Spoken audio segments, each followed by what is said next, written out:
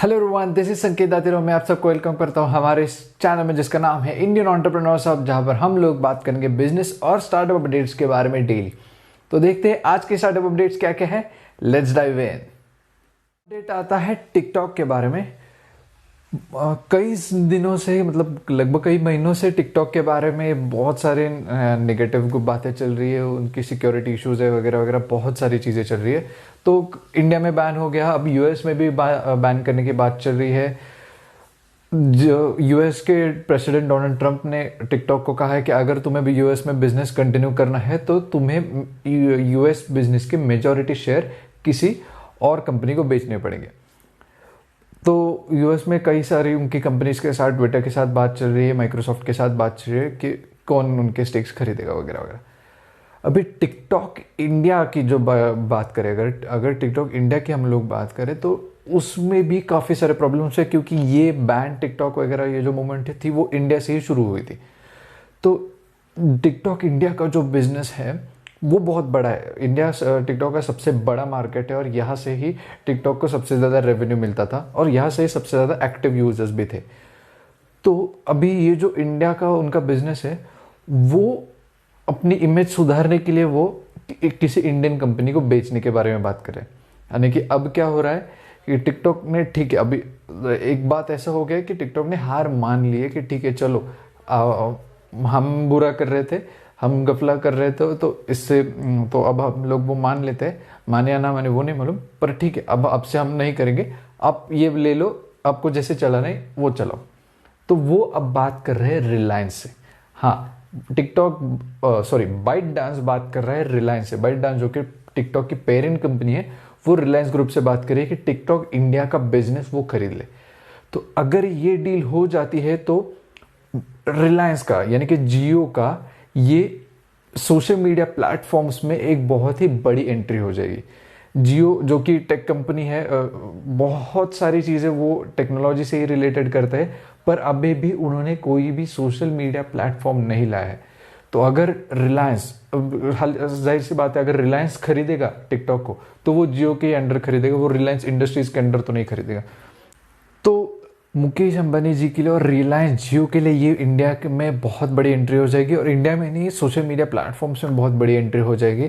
तो अभी देखते हैं आगे जाते हुए ये डील क्लोज हो पाती है या नहीं। टिकटॉक पर पहले से ही बहुत बुरी बुरी बातें हैं और टिकटॉक के अभी कॉम्पिटिटर्स भी काफ़ी सारे आ गए। उनमें से एक चिंगारी नाम के एक प्लेटफॉर्म को आत्मनिर्भर भारत चैलेंज का एक अवार्ड भी मिल गया। तो अभी देखते हैं एग्जैक्टली क्या सिनेरियो होगा। तो फिर भी मैंने ये सवाल पहले भी पूछा था, पर आप फिर से बताइएगा कि क्या आप चाहते हैं कि टिकटॉक वापस आए?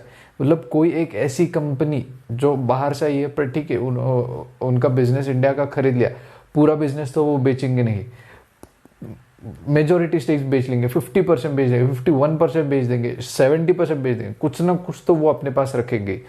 तो जो भी रेवेन्यू होगा, कुछ ना कुछ पैसा तो बाहर जाएगा।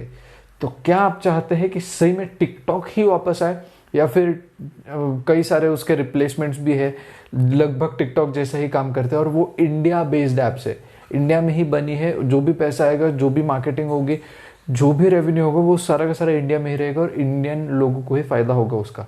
तो क्या आप सही में चाहते हैं कि टिकटॉक ही वापस आए, या फिर कोई इंडियन रिप्लेसमेंट ऐसे कि चिंगारी वगैरह भी काम चल जाएगा? नीचे कमेंट्स में ज़रूर बताइएगा। अपडेट आता है अमेजोन के बारे में। कुछ ही दिनों पहले मैंने आपको बताया था कि अमेजोन भी इंडिया के फूड डिलीवरी मार्केट में एंटर करने के इस बारे में सोच रहा है। तो अब अमेजोन की वो कोशिश लगभग सक्सेसफुल हो गई, लगभग काम करना चालू कर दिया है। अमेजोन फूड्स ने बेंगलुरु के कुछ सिलेक्टेड लोकेशंस पे, कुछ सिलेक्टेड पिन कोड्स पर अपनी डिलीवरी चालू कर दी है। उनके पास कई मतलब कुछ रेस्टोरेंट्स उन्होंने साइन किए हैं और कुछ क्लाउड किचन्स है, 3 या 4 क्लाउड किचन्स के साथ उन्होंने टाइप किया है बेंगलुरु में सर्विस देने का। अमेजोन की तरफ से ये कहना है कि अमेजोन सेफ्टी को बहुत ही ज़्यादा वैल्यू देता है, और जो भी वो रेस्टोरेंट से लेते हैं, जहाँ से भी वो फूड कलेक्ट करेंगे और जो भी डिलीवरी में रहेंगे, वो सब उन सभी के जगहों पर वो लोग सेफ्टी का सबसे ज़्यादा केयर करेंगे, और इसकी वजह से कस्टमर्स को बहुत ही ज़्यादा हाइजीनिक फूड मिलेगा। तो अभी ये जो कोविड की सिचुएशन है उसकी वजह से अमेजोन का ये अप्रोच की एक सेफ्टी और हाइजीनिक वाला अप्रोच शायद से काम कर जाएगा। पर अमेजोन का इस सेगमेंट में एंटर करना जोमेटो और स्विगी के लिए बहुत बहुत बहुत बहुत बहुत बुरी खबर है। ये कुछ कुछ सिचुएशन ऐसी हो जाएगी जैसा जियो का टेलीकॉम सेक्टर में एंटर करना था। भले एयरटेल, वोडाफोन और आइडिया टेलीकॉम सेक्टर में बड़ी बड़ी कंपनी थी, उनका बहुत ज़्यादा होल्ड था, पर जियो ने आते ही 3-4 सालों में उन कंपनीज को लगभग डुबा दिया। तो वैसा ही कुछ सीन हो जाएगा अगर अमेजोन इस सेगमेंट में, फूड डिलीवरी के सेगमेंट में आता है, क्योंकि जाहिर सी बात है अमेजोन एक कैश रिच कंपनी है, बहुत ज़्यादा कैश उनके पास पड़ा हुआ है जिसको वो खर्च कर सकते हैं।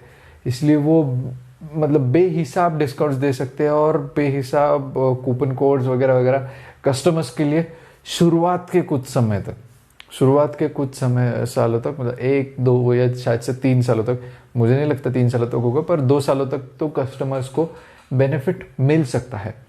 पर इस बेनिफिट के लिए इंडिया के कस्टमर्स को इंडिया की बनी कंपनीज को स्टेक पर लगाना होगा, इंडिया की बनी कंपनीज पर दाव पर लगाना होगा, क्योंकि शायद से ऐसा हो सकता है कि जोमेटो और स्विगी ये सारी कंपनीज अमेजोन के कंपटीशन में ना टिक पाए।